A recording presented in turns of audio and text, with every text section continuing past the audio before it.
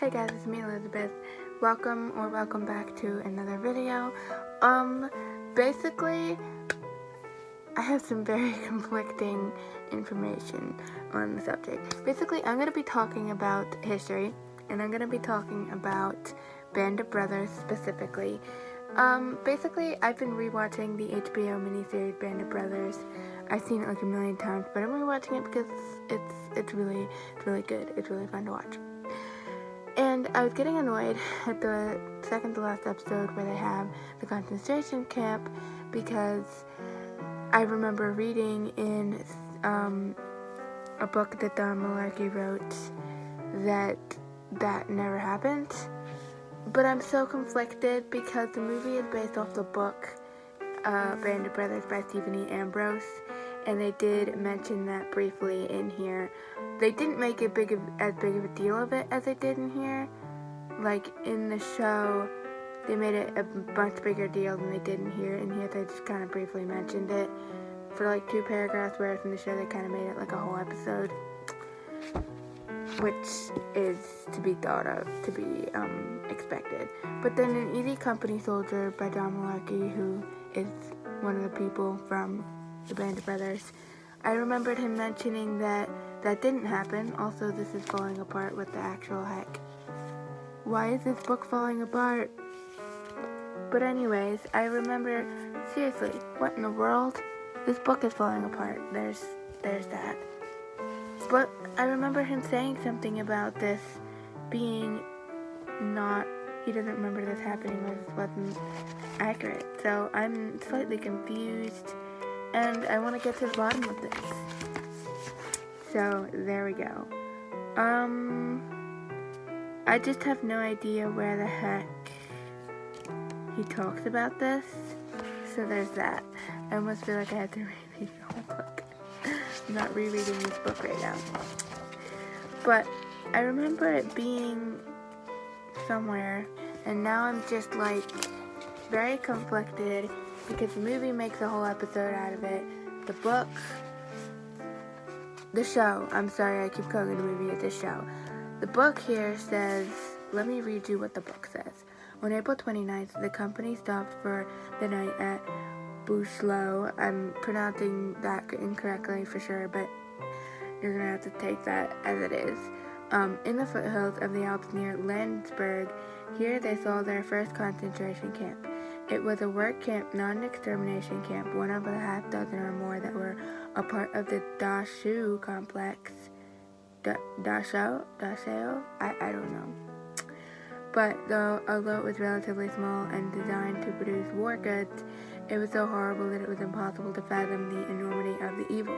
Prisoners in their striped pajamas, 3/4 starved by the thousands, corpses little more than skeletons by the hundreds. Winters found stacks of huge wheels of cheese in the cellar of a building he was using for the battle line CP and ordered it distributed to the inmates. He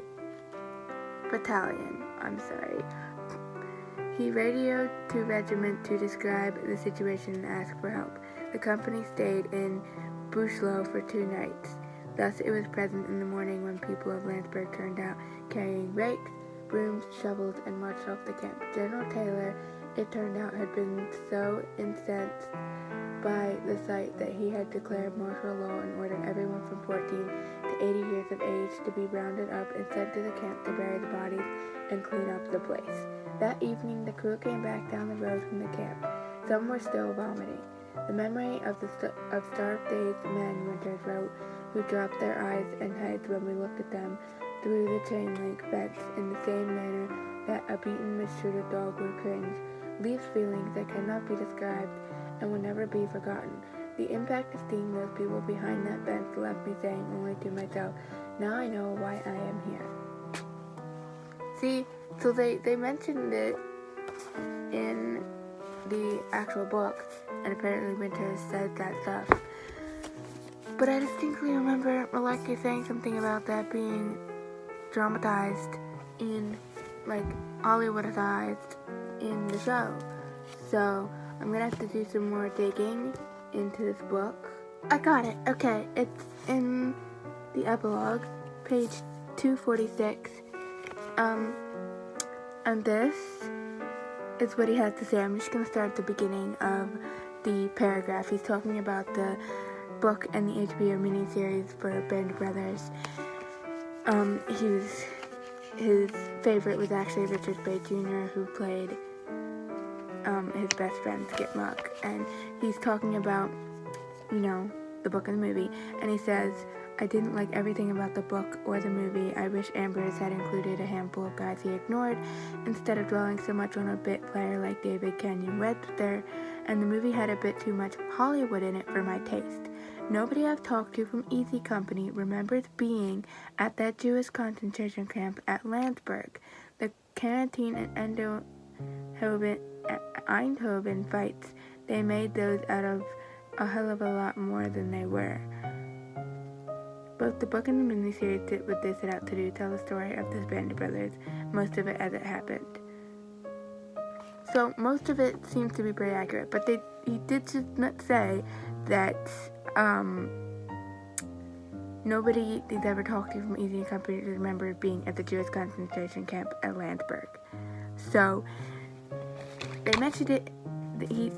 They mentioned it in here that they saw that or whatever, but apparently Easy Company says different. I'm much more inclined to believe the people that are actually there. You know what I'm saying? So, in conclusion, I'm gonna believe Don Malarkey over someone who's never been in the situation. I'm gonna believe the sergeant over the author of this book. So, yeah, in conclusion, I was correct in thinking, because I was like, did they write that in Band of Brothers? Like, did Stephen Ambers write that? Kind of, a little bit. They definitely Hollywoodized it in the movie and made it a lot bigger of a deal in the movie than they did in the book, because they just had like 2 paragraphs on it in the book. But according to Don Malarkey, it didn't exist in the slightest. So, there's that. I hope you enjoyed this random rabbit trail, and if you did, feel free to like, subscribe, comment, all of that. If you're into history, folk, fashion, or sewing, check my other channel linked below. This is slightly history related, but it also, it's bookish history, so I put it here. And I'll see you in the next one. I hope this inspires you to go on your own reading adventures. Goodbye.